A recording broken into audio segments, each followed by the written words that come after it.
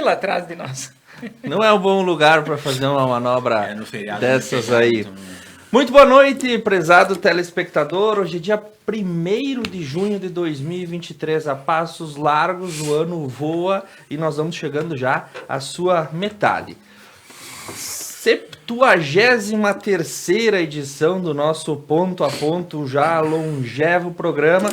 E hoje eu tenho a honra de receber ao centro da nossa bancada Átila Kogan, advogado, doutorando em Direito pela Univale, mestre em Direito pela Universidade de Passo Fundo, mestre em Gestão Ambiental pela Universidade de Alicante, na Espanha, especialista em Processo Civil pela UX e advogado, atuante nas áreas civil, trabalhista e previdenciária. À direita, Darli Golembieski, administrador de empresas, técnico contábil, economista e advogado, graduado pela Universidade de Caxias do Sul, com pós-graduação em Direito Tributário, também pela UX. E à esquerda, o professor e advogado Everson Marca, graduado pela Universidade de Caxias do Sul, com pós-graduação em Direito Administrativo pela Uniamérica. Empresário também, sócio-diretor da empresa Marca Produções Artísticas, que atua no ramo de produção cultural e assessoria para evento. Muito boa noite, doutores. Uma mesa hoje formada por causídicos. São muitos advogados reunidos, né? São muitos advogados reunidos. Aliás, o Brasil é o país que tem o maior número de advogados per capita, um para cada 164 habitantes, o que nos coloca no topo do ranking mundial. Que bom, maravilha. Para um estado tão falho, é necessário muitos advogados para defender as prerrogativas da cidadania. Bela colocação. E no nosso primeiro bloco, hoje sem amenidades. Nós vamos direto a Brasília. No primeiro momento, vamos falar da polêmica visita de Nicolás Maduro à capital federal na última segunda-feira. No segundo bloco, vamos falar aí sobre a aprovação do projeto que vai delimitar o marco temporal na demarcação de terras indígenas. E no terceiro bloco da nossa pauta, recém-saído do forno, a indicação de Cristiano Zanin para ocupar o lugar de Ricardo Lewandowski no STF. Programa centrado em Brasília na noite de hoje e começamos aí por um fato polêmico. Na última segunda-feira, dia 29, o presidente Luiz Inácio Lula da Silva recebeu o presidente da Venezuela, Nicolás Maduro, no Palácio do Planalto e causou um desconforto em ala do Partido dos Trabalhadores e em parte dos aliados do governo. O encontro marcou a retomada da relação diplomática entre o Brasil e o país vizinho. Além de divergências dentro da sigla, o encontro gerou uma grande repercussão nas redes sociais e também no cenário internacional nas 24 horas seguintes. Na ocasião, o petista reconheceu a dívida da Venezuela com o governo brasileiro, que atingiu 1,2 bilhões de dólares, segundo o Ministério do Desenvolvimento. Prezado colega de bancada, qual a sua opinião sobre a visita de Nicolás Maduro ao Brasil? Começando pelo centro, doutor Átila Kogan, o que achou dessa visita ilustre? Achou ela indigesta? Primeiramente, boa noite, então, Thiago, os colegas de bancada, o Darli, o Marca, né, e aos telespectadores. Um prazer estar novamente aqui na bancada. Bom, essa visita, ela pode ser observada sobre vários enfoques, né? Bastante, e dependendo do prisma que tu fizer essa observação, tu vai ter realmente, pode ser muito indigesta, pouco indigesta, né? Bastante indigesta. Eu vou tentar fazer uma análise como um cidadão comum, né? Como um cidadão desprovido de, né, num primeiro momento, sem caráter ideológico, né? Eu tentaria ver essa visita sobre uma forma pragmática, né? A Venezuela é um estado, né, um estado importante economicamente dentro da América. O Brasil está tentando hoje formar uma comunidade de nações, né, no continente americano, está tentando ser protagonista nessa comunidade, né, se colocando como um líder, e a Venezuela faz parte da América, né? Então ela é um país importante, ela tem uma população grande, ela tem uma economia, né, hoje, embora hoje esteja bastante complicada, mas é um país, né? E tem que ser recebido como qualquer outro chefe de Estado, né? Não adianta, isso aí faz parte, tem que ser recebido. Então, dessa forma, eu tentaria ver de uma forma pragmática. Claro, eu acho, né, minha opinião, com relação aos elogios, né, do Lula para com o Maduro, que, na minha opinião, foram um pouco exagerados, né? Porque, afinal de contas, a gente sabe que a Venezuela é uma ditadura, né, uma ditadura bastante dura, né, que faz perseguições, né, então ela é um país complicado. Então, acho que o Lula, né, foi um pouco além do que se imaginava com relação a isso, tá? Por outro lado, eu também fico um pouco surpreso com, né, as críticas, né, digamos, bolsonarismo com relação a esse fato, né? Porque no sentido de que não se deva, né, receber, de que não se deva ter relações, né? E isso a gente sabe que não é assim. O próprio presidente Bolsonaro visitou várias ditaduras, né? Visitou a Rússia, visitou a Hungria, visitou os países árabes, né? Então a gente não pode ter esse corte ideológico. Então, porque é uma ditadura de esquerda, não pode ter relação. Se for uma ditadura de direita, não tem problema. Os problemas são os mesmos, né? Tanto uma ditadura de direita quanto uma ditadura de esquerda. A ditadura vai ser sempre ruim, sempre péssima, vai ser sempre horrível, né? Nós somos democratas, temos que defender a democracia acima de tudo, né? Então eu tenho essa visão com relação a isso, né? Tentando ser pragmático com relação a isso, porque a gente só vai ser respeitado e se fazer respeitar a partir do momento que nós estivermos inseridos num bloco econômico, né? Que é o que eu acho que o Lula está tentando fazer, um bloco econômico da América para se contrapor, né, à Europa e aos grandes blocos econômicos, e para a partir daí ter, então, né, esse poder de negociar, porque individualmente é impossível, né? Ninguém vai conseguir fazer frente ao poder econômico sozinho, né? Então essa é a minha visão com relação a isso. Contra a favor, acho que não cabe essa colocação de ser contra a favor. É um chefe de Estado e, como tal, deve ser recebido. Muito bem. Darli Golembieski, como é que identifica essa visita? Boa noite, Thiago. Boa noite, Marca. Boa noite, Átila. O pessoal que nos assiste aí, né? Obrigado pelo convite mais uma vez, né? Assim, que nem o Átila estava dizendo, né? Os países é normal eles se visitarem, chefes de Estado e tal, né? Só que assim, aconteceu muito cedo isso, tá? E é vergonhoso para o Brasil, neste momento, ter recebido o Maduro aqui, tá? Ver o Maduro subindo a rampa do Planalto com honras de chefe de Estado, que ele no caso, né? Ele é presidente de uma ditadura, né?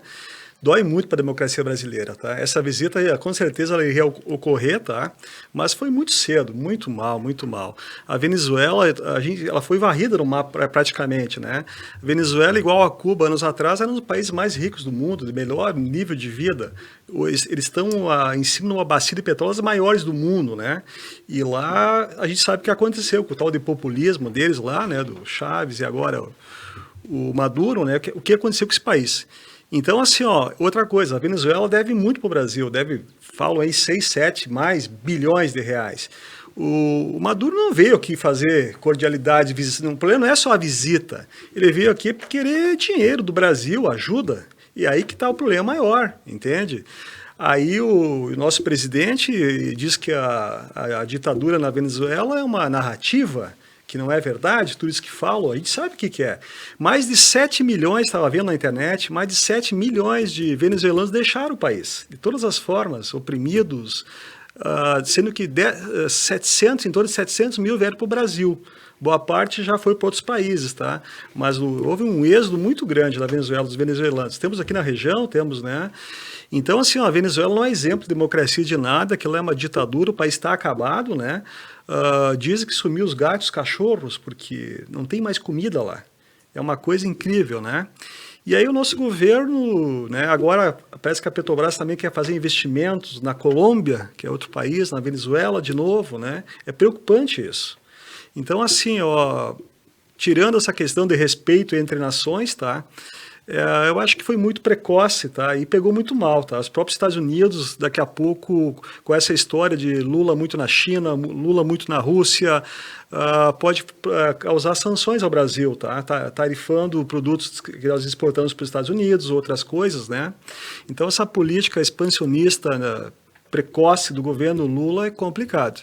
Eu acho que não foi vista com bons olhos pela maioria, pelos comentários que se tem, né? Poderia ter ocorrido mais adiante, talvez, né, no outro cenário, né? Ele diz que vai pagar a dívida e tal, mas a gente sabe que não vai pagar nada, né? Ele veio buscar dinheiro, né? Igual a quando o presidente argentino, quando deu o resultado das eleições, correu para abraçar o Lula, já que é investimentos, né? O Brasil tem que pensar por ele, entende? Se a gente quiser salvar todo mundo, nós vamos ficar pior que eles, né? Então, não ficou muito mal. Doutor Everson Marca, esse assunto começou, aliás, segunda-feira de noite, acho que no grupo da OAB, da subseção de Nova Prata, rendeu pano para manga, né? Boa noite, Thiago. Boa noite, Átila. Boa noite, Darli. Boa noite. Boa noite aos nossos ouvintes, o pessoal que está acompanhando aí pelas redes sociais também. É um assunto que gerou uma euforia, né, para o bem e para o mal aqui no nosso país. E em todas as rodas, imagino que esse foi o assunto da semana, ou um dos assuntos da semana. Mesmo quem não entende nada de direito internacional, nada de nada, estava comentando, porque também, né, a própria grande mídia, né, do nosso país focou muito em cima desse tema. Talvez não seja para menos, né, porque é um assunto que vem percorrendo a política nacional há algum tempo, né? Foi tema no último período eleitoral, né? A Cuba e Venezuela, volta e meia, sempre estava na mesa, né? Como se o Brasil, né, ganhando A ou B, como país, pudesse se tornar uma Cuba ou uma Venezuela, né? Ou aqueles, se tu não está contente, vai para Cuba ou vai para Venezuela, né? Eu acho que não é esse o foco que nós devemos ter, né? O primeiro entendimento que eu trago é que o receber, né, ou o respeitar autoridades internacionais, chefes de Estado, né, no campo jurídico, no campo constitucional, né, o presidente Lula nada mais fez do que cumprir o que está na nossa Constituição, no nosso artigo 4º, né, que diz lá, entre os seus princípios, que nós respeitamos a autodeterminação dos povos, né. E se a Venezuela, pelo seu povo, aceita, permite que uma figura tal qual Maduro esteja lá, não é o Brasil que vai lá impor uma outra coisa, né. É o país, os seus habitantes, né, que deve, se não estiver de acordo, se não estiver contente, retirar, né, o presidente do poder, né, e normalmente, né, isso se faz por eleições. Aí se fala que a Venezuela é uma ditadura. Ok, né, podemos até entender, porque lá pode haver perseguição à mídia, porque em determinado momento houve perseguição aos adversários políticos, né. Mas hoje, na Venezuela, né, depois da revolução do Hugo Chávez, né, de lá para cá a Venezuela passou por 27 eleições com acompanhamento internacional. Eu não consigo entender uma ditadura, né, em que 4 governadores são da oposição. Então, os partidos de oposição existem, né, porque hoje, por exemplo, se nós formos usar como parâmetro, né, na Ucrânia, o Zelensky impediu que os partidos de oposição funcionassem. Então, a Ucrânia também é uma ditadura hoje, né? Se eu não permito que sequer os partidos de oposição funcionem, no nosso período ditatorial, aqui o militar que nós tivemos de 64 em diante, os partidos de oposição foram limados, né, foram impedidos de funcionar. Então, como é que eu posso considerar a Venezuela uma ditadura por quê? Né? O próprio Guaidó, né, que é um dos líderes oposicionistas em que em determinado momento foi recebido pelo presidente Bolsonaro como presidente do país. Presidente autodeclarado, que nunca foi eleito lá, mas o Bolsonaro recebeu ele como chefe de Estado, né? Ferindo o princípio da autodeterminação dos povos, de que lá na Venezuela o Guaidó não é presidente. O próprio Guaidó, que é o líder oposicionista e que faz essa fanfarronice de se autodeterminar presidente, ele entra e sai do país quando ele quer. Então isso é uma ditadura. É de se pensar. Que tamanho, né? Quão forte é essa ditadura. Mas, enfim, voltando às questões do porquê a Venezuela, ou porquê o Maduro foi recebido no nosso país. Eu faço minhas palavras do Átila, né? Porque o presidente Lula, né, está tentando liderar um bloco econômico, né, da América, né, para fazer frente a outros blocos econômicos, de forma a você negociar com outros países de forma mais compensatória para a nossa região. E para isso, você tem que reunir os países do entorno. É esse o propósito.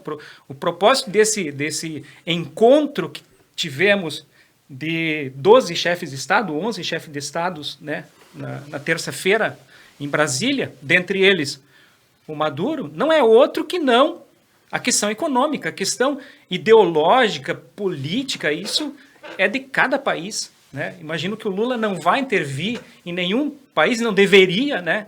Como o presidente anterior nosso tentou, né? Por diversas vezes dizer que deveria ter intervenção neste ou naquele país. Mas se está na nossa Constituição que nós respeitamos a autodeterminação dos povos, né? Nós não podemos querer adentrar num outro país e fazer lá as nossas vontades, né? Essa vontade de querer ou não. O Maduro é do povo venezuelano e a gente tem que respeitar. Assim como na Arábia Saudita, sei lá onde, na Hungria ou na Ucrânia, né? Nós temos que respeitar quem está no poder, né? Porque é o povo que garante essas pessoas no poder. Lá na África, né? Penso desta forma. Eu até peguei o assunto, pautei ele, comentei a respeito. Eu vou sair da fronteira de enxergar os estados, né? Eu vou trazer para uma discussão de vizinhança. E aí eu vou abrir um dilema moral. Se eu sei que o meu vizinho bate na mulher, violenta o filho e deixa o pai ou o avô passar necessidade, eu tenho conhecimento de tudo isso que acontece na casa do meu vizinho, né? Eu posso sair pela manhã, encontrar o meu vizinho e dar um bom dia para ele. Isso é diplomacia. Eu posso sair pela manhã e saber que ele passou a noite inteira bebendo e batendo na mulher e procurar a autoridade policial e fazer o relato do que está acontecendo. Isso é respeito.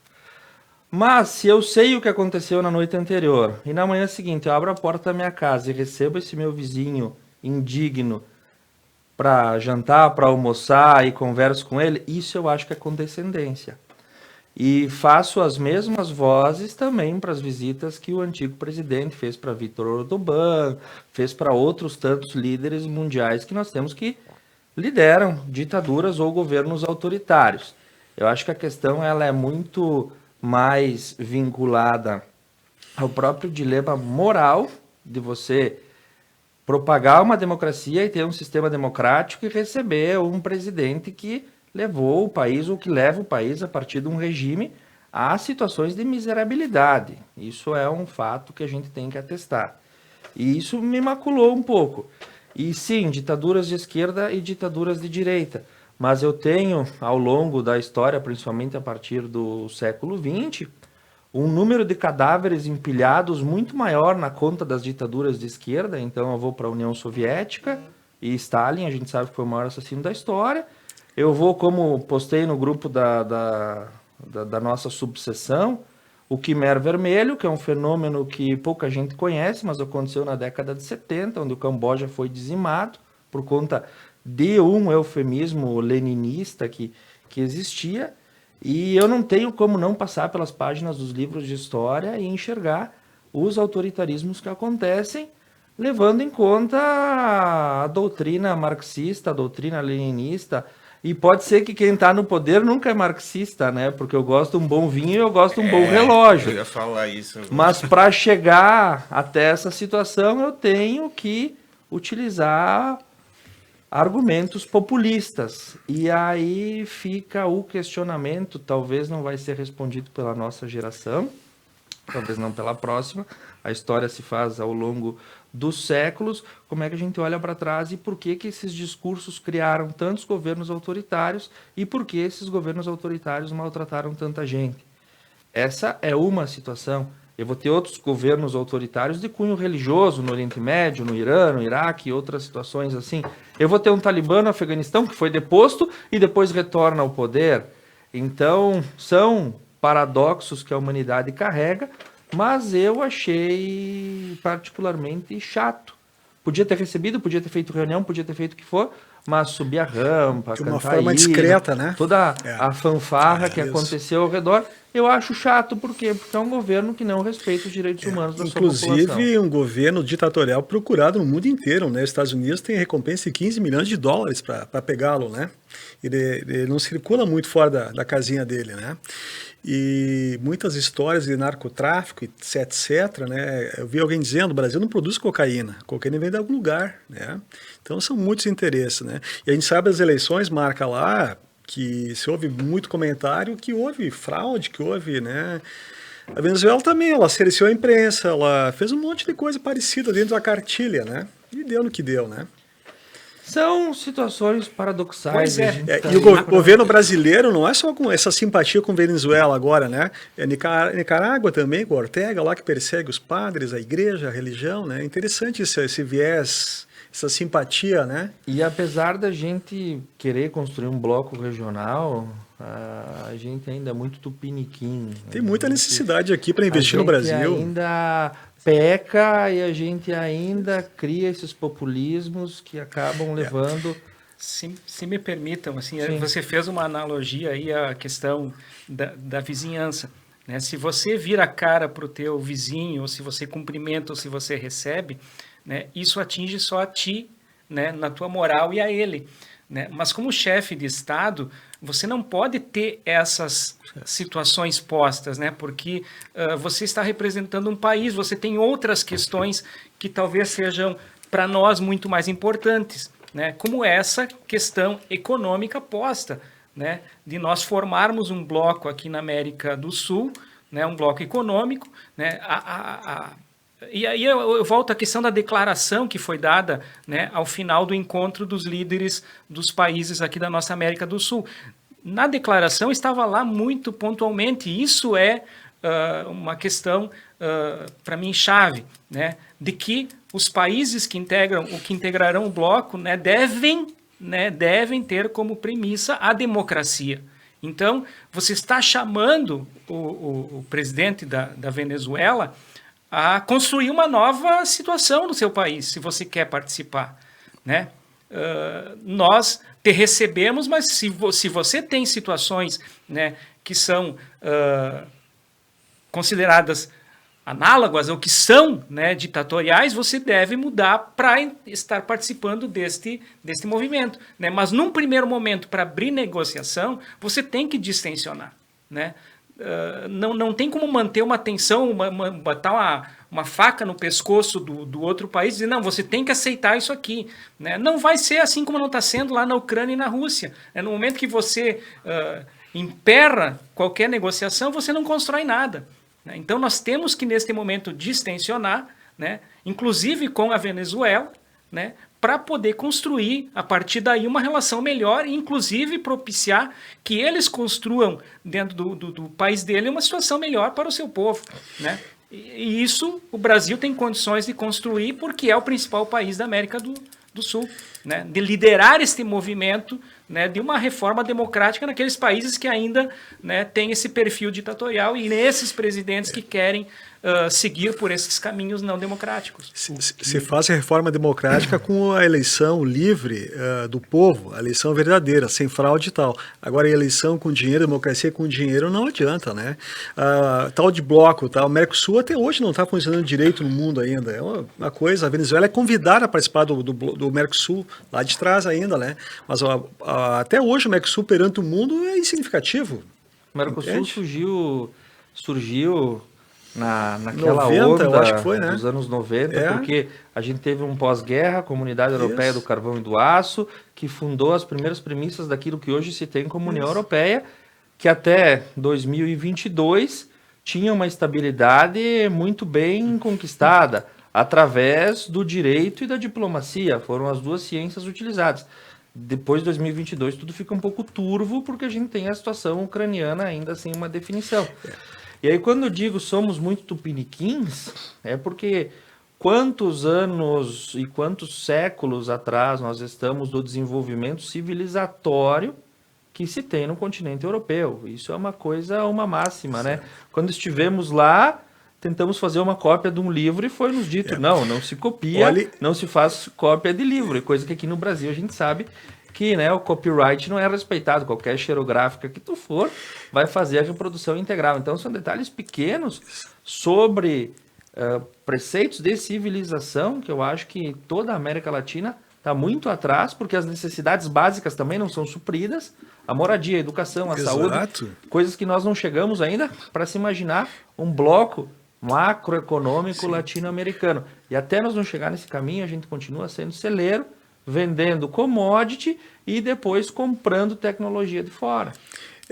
A própria Europa, que é tal de bloco europeu, né? A Inglaterra saiu fora, por exemplo, né? Está em crise hoje toda a Europa, né? Por causa dessa questão de bloco comum. Olha o problema que eles têm lá. A tal de moeda deles está sendo desvalorizada, né? E o bloco está em crise. Quando você faz um bloco, você perde um pouco a sua primazia do país, entende? Mistura muita coisa econômica. E quando mexe na economia, é um problema. E a própria formação do maior bloco que a gente tem, que é a União Europeia, isso leva em conta que a soberania dos países continua firme. Mas você tem uma circulação muito grande de outros fatores que olhar para a América Latina hoje e tentar imaginar isso se torna um pouco inimaginável ou distante, porque pelo próprio destino que o Mercosul acabou tomando. Hoje o Mercosul é, vamos dizer, aquele carro que ficou sem gasolina e o sujeito esqueceu em alguma rua e cresceu grama embaixo, porque ninguém mais mexeu nele. Então tem essas situações que colocam... Eu só queria pontuar uma coisa a partir da fala do nosso coordenador. Eu acho, não tenho convicção que não são as ideologias que determinam a morte das pessoas.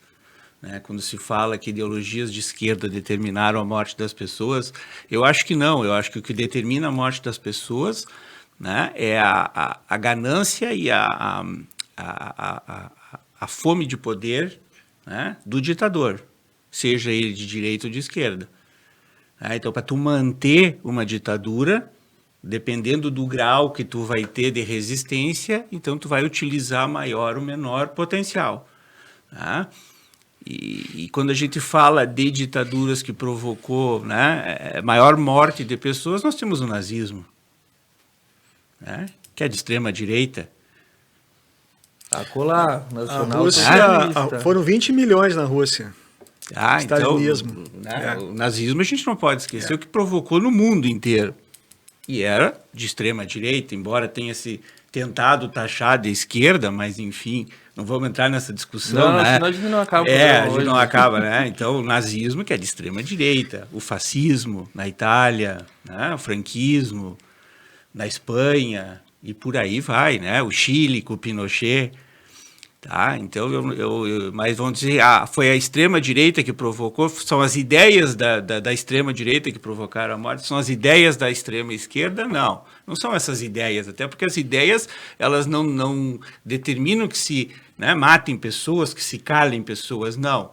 Né? Quem determina isso é quem está no poder, é o ditador, é o grupo, porque não é sempre uma pessoa, tu tem um grupo no poder e esse grupo vai fazer qualquer coisa para se manter no poder. E muitas vezes as ideologias são apenas usadas, né, como desculpa para se manter no poder.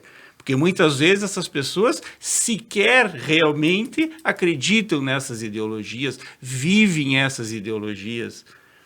Né? Então, não são as ideias, né? São as pessoas que fazem uso disso. E, para concluir, outra coisa, então, quando a gente pensa, eu concordo com o Marca, quando ele fala na questão, né, moral própria, né, da questão do vizinho, quando tu fala de estados, isso é bem mais delicado. Né? Acho que não dá para a gente pensar dessa forma. Mas, enfim, se moralmente eu não aceito um ditador, então, moralmente, eu não posso aceitar nenhum ditador.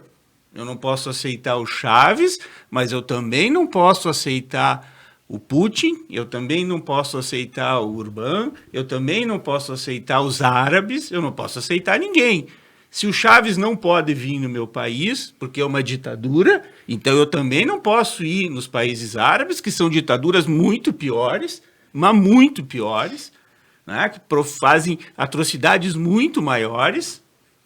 Né? Eu também não posso ir na Rússia, não posso ir na China, não posso me relacionar com ninguém. Eu não posso ter esse corte, né, moral e ideológico. Então, quem está alinhado com a minha ideologia, não, aí não tem problema. Aí eu posso visitar, porque não... Né? Agora, quem não é, então não. Então, ou moralmente nós não aceitamos nenhum e não nos relacionamos com ninguém, ou nós aceitamos e tratamos educadamente. Exatamente, e sempre pela primazia do respeito aos direitos humanos. Acho que esse é o ponto. Democracia sempre. Eu disse Um que ditador- esse podia ser o único assunto da noite. Um ditador, para se manter no poder, primeiramente, ele tem que oprimir o povo. O povo tem que entrar na miséria, na crise, aí ele dá pão e circo, migalhas, né? E ele está no poder. E aí é tudo dele, ele domina tudo. E aí acontece o que acontece. Nós vamos para um breve intervalo comercial, agradecendo Unimed Vale das Antas, está na Roda Pneus, Sicredi, Gobi Lupo Scala e Viver Móveis. No próximo bloco, um rapidão, para a gente falar sobre marco temporal na demarcação das terras indígenas e o indicado a ministro do STF, agora oficializado, Cristiano Zanin. Voltamos em 2 minutos.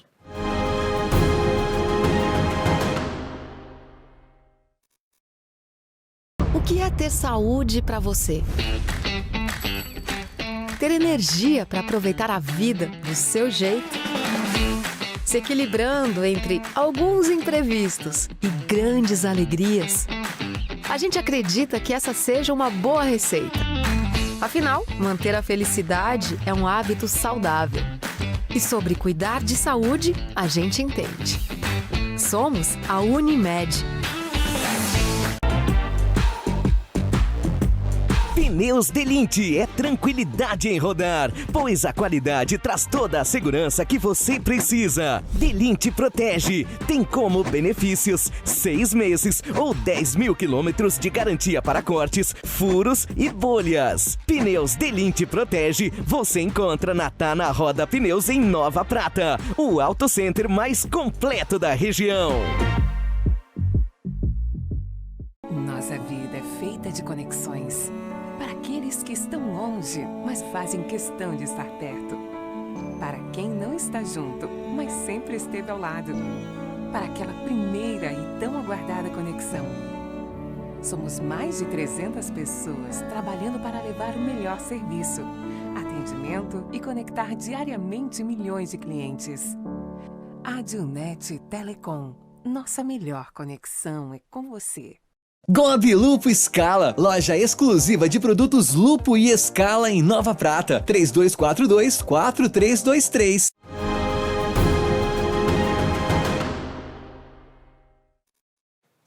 Muito bem, voltamos ao vivo para você nesta quinta-feira à noite com uma pauta bombástica diretamente da capital federal. E o segundo fato, agora vou fazer um bloco só e vamos falar dos 2 assuntos. O primeiro deles A Câmara dos Deputados aprovou aí, né, no Congresso Nacional o projeto do marco temporal nas demarcações de terras indígenas. Na última terça-feira, o projeto de lei sobre o marco temporal, o PL 490-07, foi aprovado pela maioria e a proposta será enviada ao Senado. O projeto restringe a demarcação de terras indígenas àquelas já tradicionalmente ocupadas por estes povos em 5 de outubro de 1988, data da promulgação da Constituição Federal. O projeto de lei foi aprovado na forma de um substitutivo ao do relator, que até então era o deputado Arthur Oliveira Maia. Segundo o texto, para serem consideradas terras ocupadas tradicionalmente, deverá ser comprovado de forma objetiva que elas, na data da promulgação da Constituição, eram ao mesmo tempo habitadas em caráter permanente e usadas para atividades produtivas e necessárias à preservação dos recursos ambientais e à reprodução física e cultural dos povos indígenas.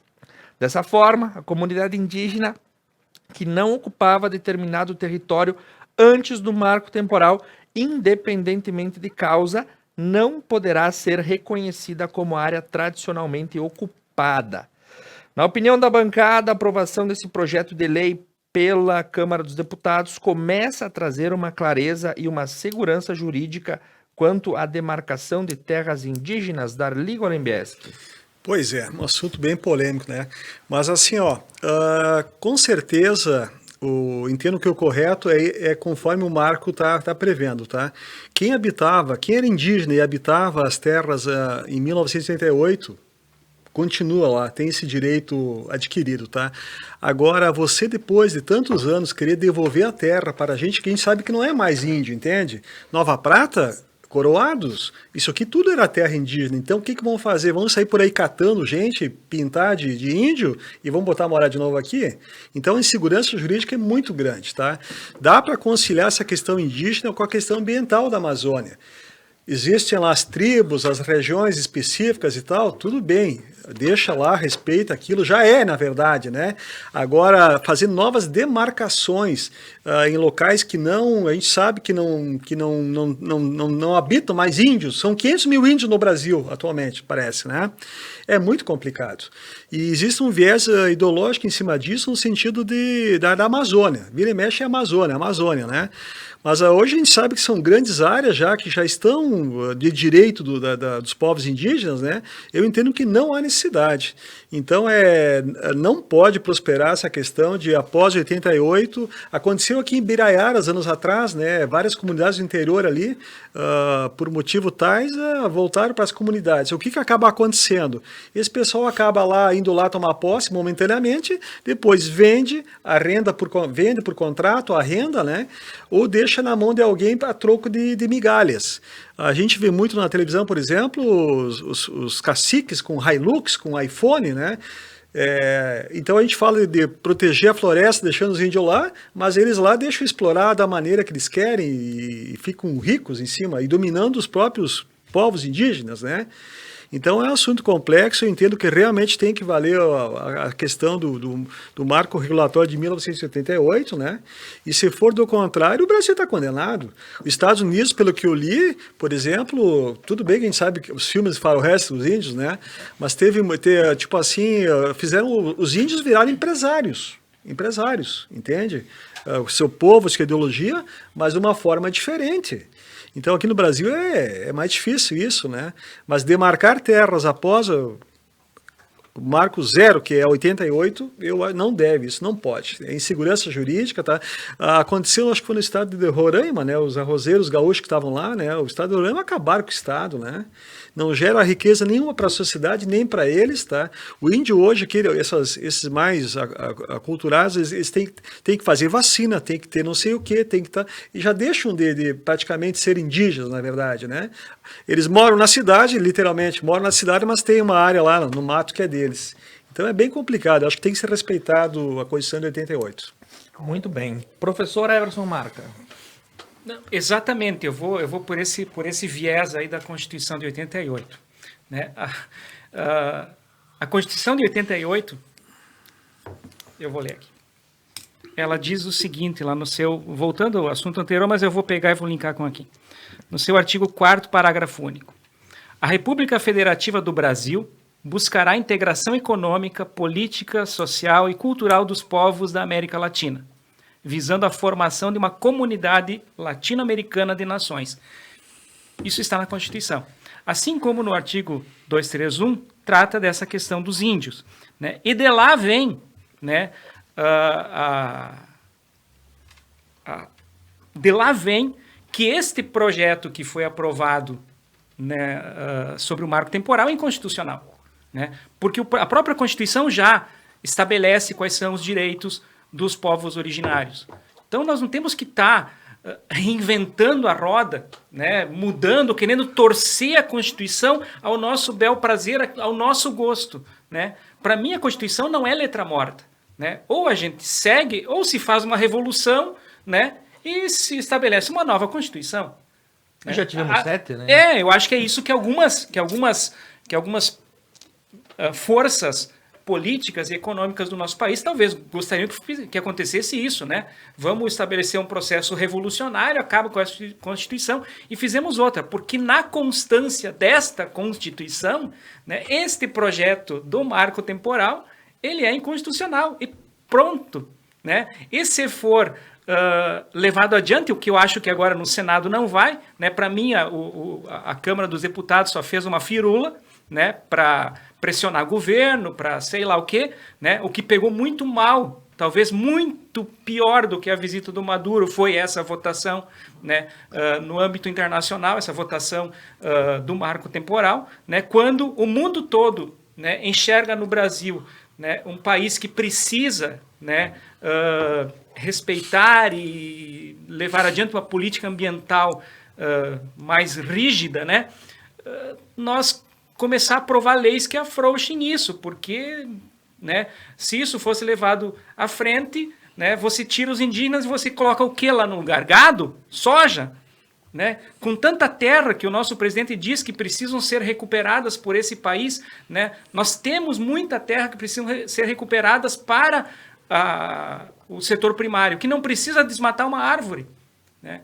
Então, para que nós vamos querer aprovar novas frentes de exploração do nosso ambiente? Isso pega muito mal internacionalmente, né? Porque uma das coisas que os países, especialmente o continente europeu, os próprios Estados Unidos, enxergam no Brasil é uma reserva, né? Assim como a Indonésia e o Sudão, na África, né? São os pulmões do mundo. Então nós temos que ter essa consciência ambiental, né?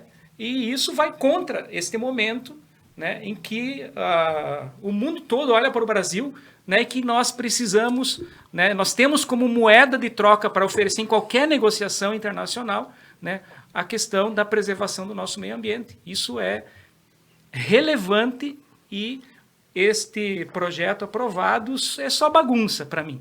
Nada mais do que isso. Doutor Átila. Esse assunto também é polêmico, né? Hoje nós estamos, né, num pinga-fogo. Juridicamente falando, tá? Eu concordo com o Marca. Porque a Constituição ela não prevê esse marco temporal, né? Esse marco é uma teoria que surgiu, tá? E ganhou força e agora virou lei, né? Pelo menos aprovado formalmente pela Câmara, né?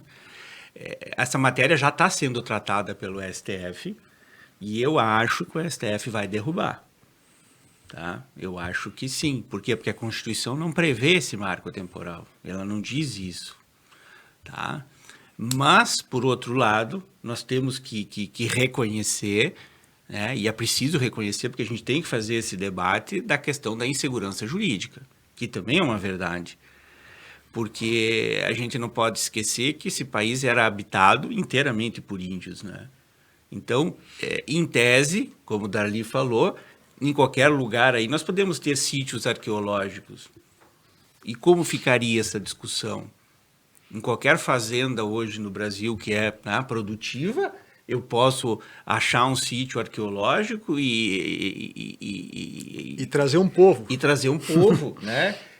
dizer que são descendentes e como nós ficaríamos, né? Essa insegurança hoje, né? Então, eu acho que a gente tem que debater isso. Eu não tenho uma resposta, obviamente, com relação a isso, mas eu acho que é um debate que a sociedade precisa fazer. Assim como a sociedade tem que fazer o debate, né? Talvez seja um verdadeiro absurdo que eu vou dizer agora, mas o que é índio? O que é ser índio? Quando eu penso em índio, eu vou pensar na cultura, né? Exato. Na cultura, né? Então eu vou viver culturalmente como índio. Hoje nós temos isso? Seria a mesma coisa que nós, imigrantes da Europa, voltar lá e querer as propriedades, cara, e daí? Não dá, né? Então a gente teria que debater, né? Porque aí o índio tem lá aquela área de terra para ser arrendada. Isso. Mal né? explorada. Mal explorada, muitas vezes explorada de forma mais predatória. Né? Então acho que a sociedade, nós temos que fazer essa discussão. Né? Temos que fazer essa discussão, temos que enfrentar esse problema. Mas juridicamente eu concordo com o Marco, eu acho que ele é inconstitucional, eu acho que ele vai ser derrubado pelo STF, não sei nem se o Senado vai levar isso adiante, mas essa discussão nós vamos ter que travar. E por falar em STF, nós temos aí alguns minutos que nos restam no cronômetro, porque hoje à tarde foi oficializado Cristiano Zanin, que foi advogado do atual presidente Luiz Inácio Lula da Silva durante os idos anos da Operação Lava Jato e agora foi indicado para assumir a cadeira de Ricardo Lewandowski. Ele vai passar pela sabatina na Comissão de Constituição e Justiça do Senado. Sendo aprovado, o nome segue para as demais querelas institucionais e deverá, sim, tomar posse aí um jovem futuro ministro do STF. Everson Marca, o que você comenta sobre a indicação? Olha, como operador do direito que somos, né? Eu acho uma excelente indicação, né? Por quê? Porque, acima de tudo, né, o que tem se dito e o que o próprio Zanin demonstrou na sua carreira, né, de que ele tem um perfil garantista, e isso é o que nós precisamos, né? Nós não podemos, né, em arroubos de poder, daqui um pouquinho querer mexer aqui ou acolá, né, em entendimentos constitucionais ao nosso bel prazer, né? Ou usar da justiça, né, como ocorreu, né, para perseguir adversários. Isso não serviu para um lado e também não tem que servir para nenhum lado, né? A justiça está ali para fazer justiça e não para ser instrumento de perseguição política. Então, eu entendo que o Zanin irá ao STF com esse perfil, né, e eu acho que será, como disse o próprio Lula, né, um ministro brilhante, né, como nós precisamos e como tivemos tantos até agora, né, e outros virão, né. Nada mais do que isso, acho que esse é o principal. Como nós precisamos. Doutor Átila. Eu endosso as palavras do Marca, eu acho que é um dos maiores advogados desse país, né, um dos maiores escritórios desse país, então saber jurídico tem de sobra, né? Eu acho que tem tudo para ser um excelente ministro, garantista, né, que é o que nós precisamos mesmo, e só acho, né, que, fugindo um pouco, que a gente tem que mudar essa questão da vitalicidade, né, do STF, porque nós estamos entrando com mais um ministro jovem que ficará muitos anos no STF, muitos anos. Então eu defenderia a questão do mandato, né, para o STF. E eu acho que sim, acho que é uma excelente escolha, em termos jurídicos, muito bom. Não vejo nada assim que desabone o fato dele ser advogado, né, poderia se falar, né, que ele é advogado do Lula, então, né, caberia uma questão ética aí para ser nomeado, não vejo esse problema, até porque todos os presidentes nomeiam, né, com esse viés. O próprio Alexandre de Moraes foi nomeado na época do do presidente Temer, era advogado, né?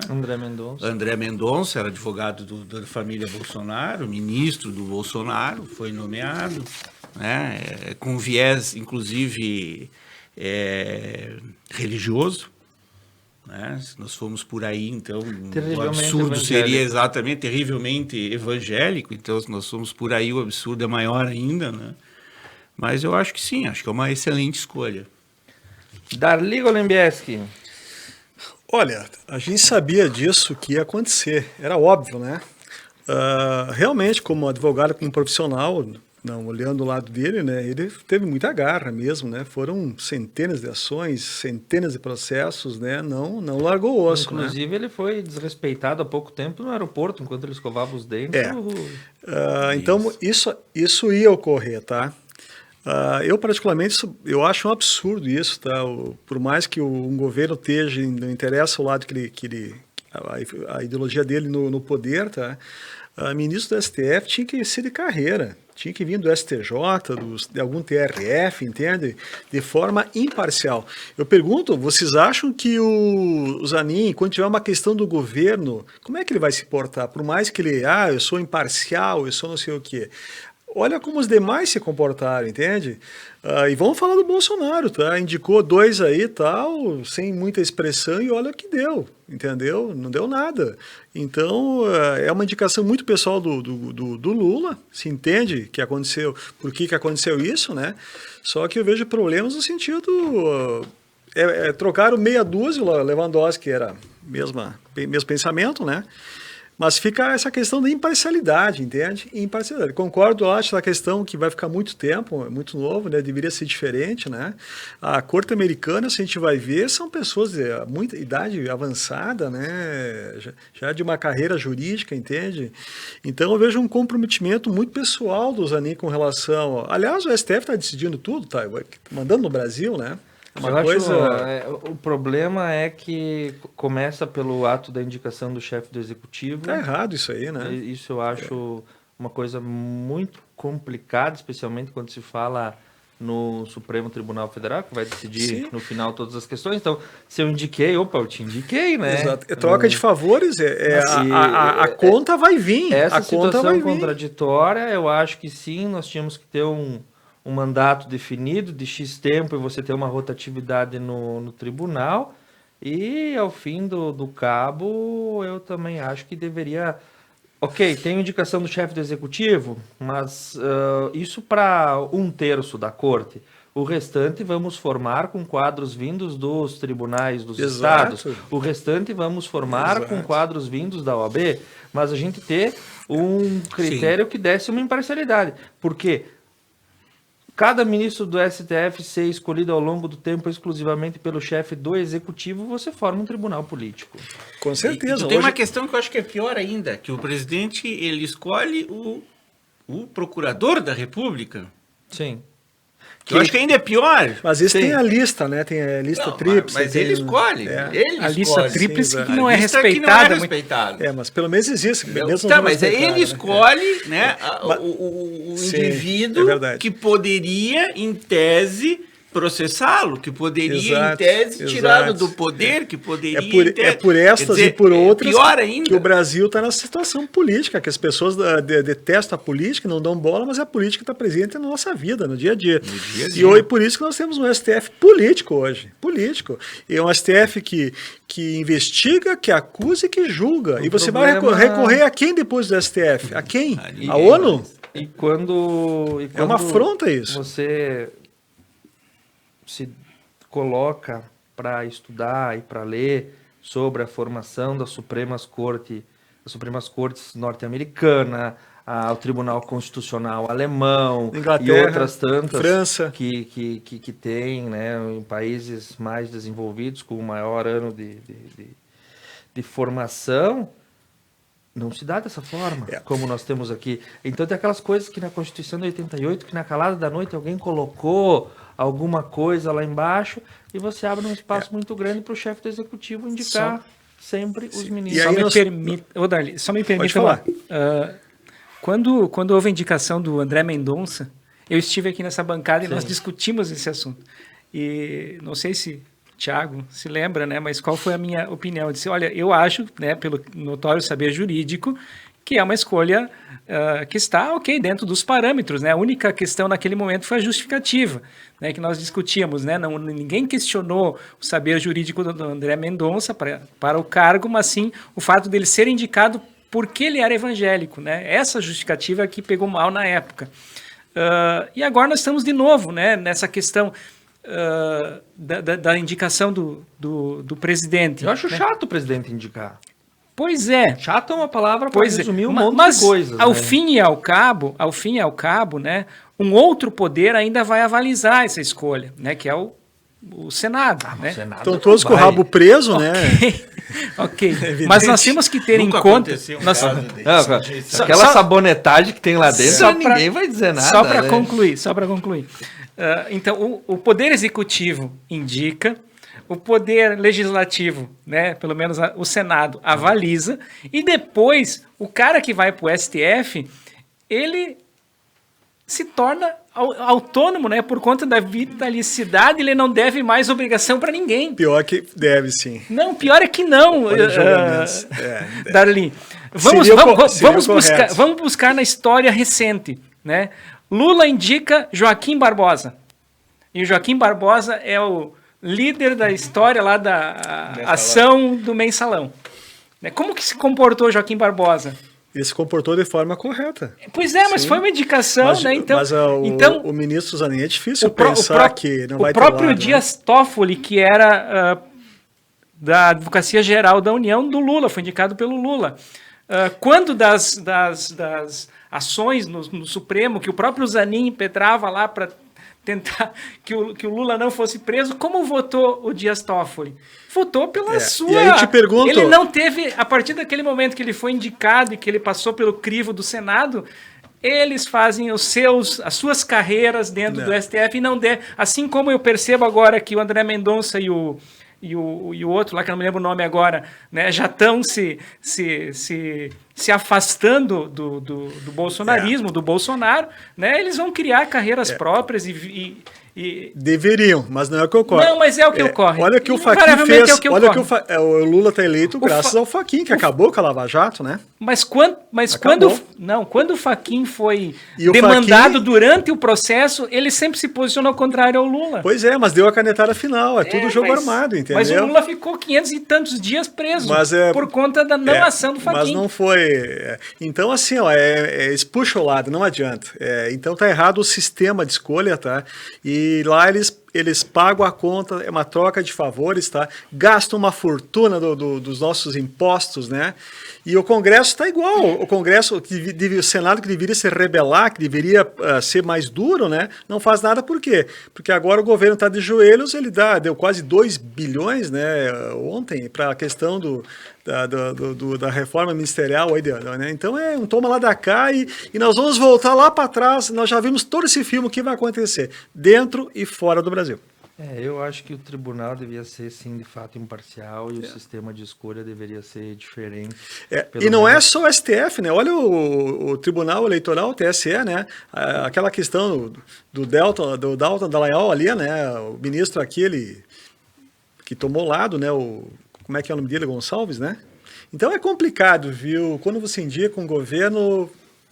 complicado. Situações, e todas elas, apesar das convergências e das divergências, a gente chega a todos muito bem ao final do nosso programa. Vivos. Eu agradeço a Duda Prigo na nossa produção e Jefferson Frois na nossa técnica.